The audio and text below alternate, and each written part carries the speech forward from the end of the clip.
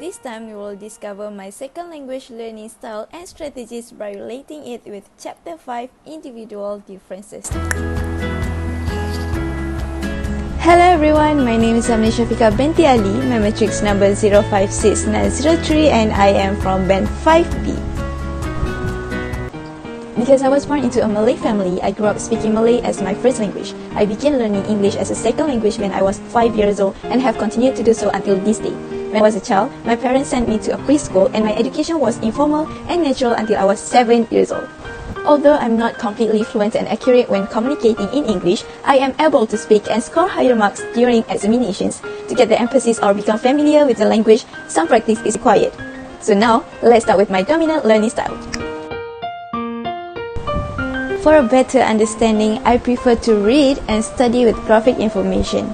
During teaching and learning sessions, my parents and English teacher frequently use photocards and flashcards. In addition, I don't like to stay still. Thus, I like to do hands-on activities with something I've learned so that I can remember what I have done.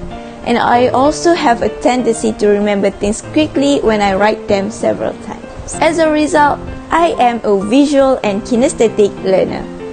Following that, based on my observations, I believe I am a right brain dominant. This can be demonstrated by the fact that I perceive and remember visual, tactile, and auditory images. Faces are always the easiest for me to remember than names. And I also respond to instructions that are demonstrated, illustrated, or symbolic.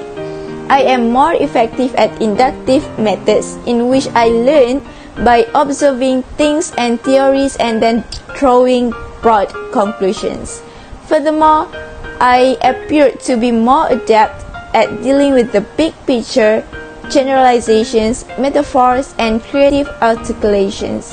I tend to make subjective judgment about things and prefer intuitive problem solving. Furthermore, I am ambiguity tolerant, which means that I am always open-minded and accept any ideologies, facts, opinions that differ from my own perspective. In second language learning, the grammar or definition of some words may differ depending on where people learn from.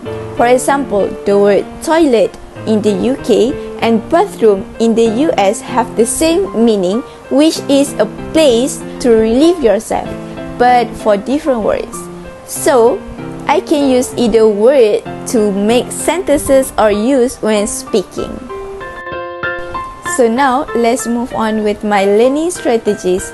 There are two types of strategies that fit me: socio-cultural interactive strategies and compensatory strategies. In the former, I interact with my colleagues in order to learn the second language. I used to practice English while we talk about what we had learned. Following that, I bridge knowledge gaps by asking lecturers or experts to clarify topics that I don't understand. I also make intelligent cases by using linguistic clues from the lexicon, grammar, or phonology. If someone asks me what a word means, I can interpret it by looking at the entire sentence or grammar. The latter is how I compensate for my shortcomings in second language acquisition. To express myself and avoid gaps in my English mastery, I frequently use mime, gesture, facial expression, or sound imitation. These are referred to as non-verbal signals. Next, I frequently code switch the language using Malay while conversing in English to ensure that people understand the messages I'm trying to convey. The final one is an appeal to authority, in which I ask for assistance in terms of language directly to anyone with whom I would communicate. My most vivid memories are from my secondary school when I was learning more English vocabulary and other subjects. I memorized the vocabularies, hadiths, and Quran by writing them down numerous times. I sometimes try to get an accent by imitating the English speaker in movies and songs, but I don't think I get an accent, I suppose. But it doesn't really matter, right? So yeah, that's all for my learning journey, and what yours? I would love to know. So share it with me and see you again. Bye!